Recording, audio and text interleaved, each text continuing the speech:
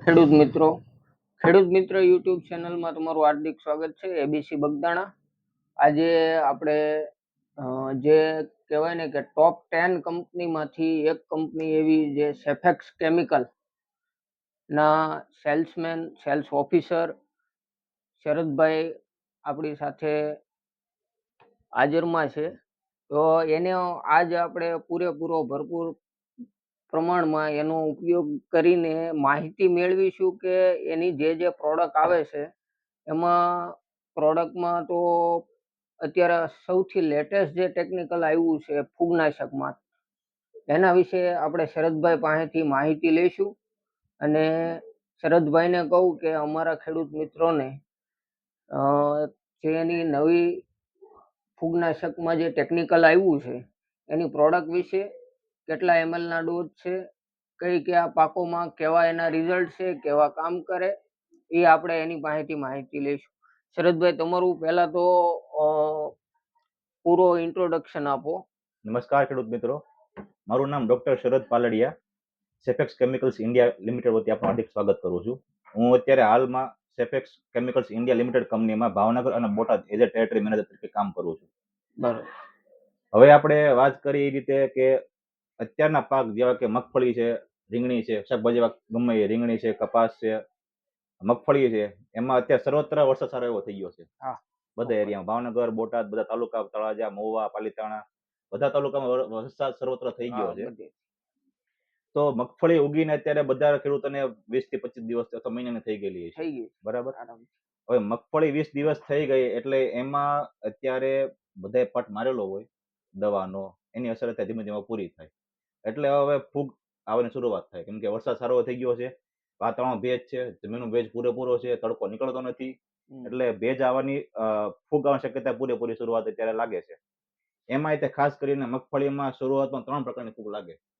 એક મગફળી ઉકસુક નામની ફૂગ લાગે, ઉકસુક રોગ લાગે. બીજી વસ્તુ છે કે એસ્પરજીલસ નાઇજર, એટલે કે કાળી ફૂગ કહીએ આપણે, બરાબર, કાળી ફૂગ લાગે. અને ત્રીજી વસ્તુ છે સ્ક્લેરોસિસ રોલ્ફી, કે જેને આપણે રાખોડી અથવા સફેદ ફૂગ કહીએ, બરાબર. આ 3 ફૂગ, ઉકસુકનો રોગ, કાળી ફૂગનો રોગ અને સફેદ ફૂગનો રોગ, આ 3 ફૂગ જે છે એ એક સાથે અત્યારે જોવા મળે જમીનમાં ભેજના લીધે.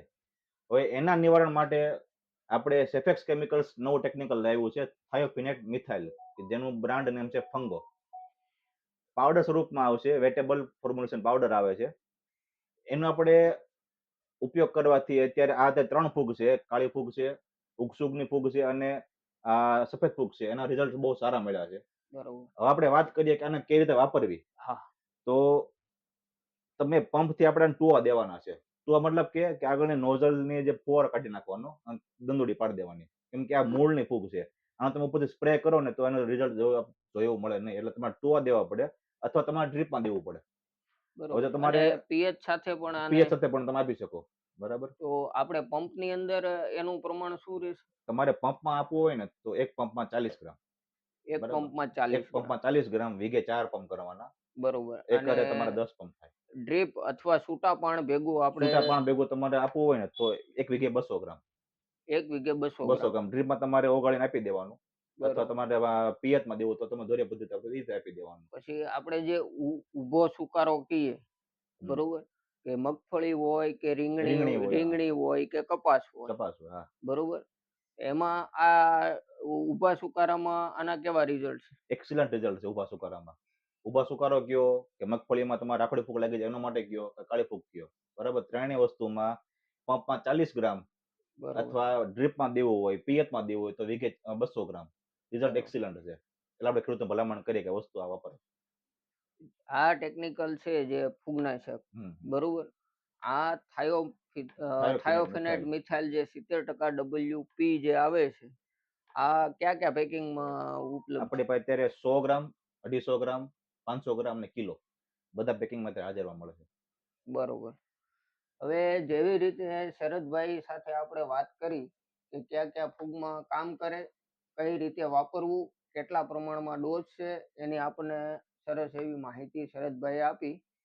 તો ખેડૂતોને આ જે વસ્તુ છે એ જેને સુકારો હોય, ઊભા છોડ જાતા હોય, કાળી અથવા સફેદ ફૂગ લાગી હોય, એમાં આ ચોક્કસપણે આનો ઉપયોગ કરો. આ ટેકનિકલ પણ લેટેસ્ટ ટેકનિકલ છે, થાયોફિનાઇટ મિથાઇલ 70% WP, બરોબર. આના ડોઝ પણ તમને સારી રીતે સમજાવી દીધા છે.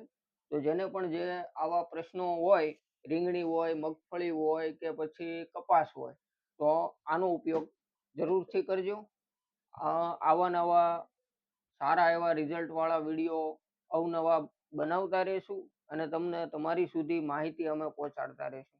સબસ્ક્રાઇબ કરો અને લાઈક કરી દેજો, જેથી કરીને નવા નવા જે અમે વિડીયો બનાવીએ એ તમારી સુધી પહોંચતા રહે. થેન્ક યુ, ધન્યવાદ.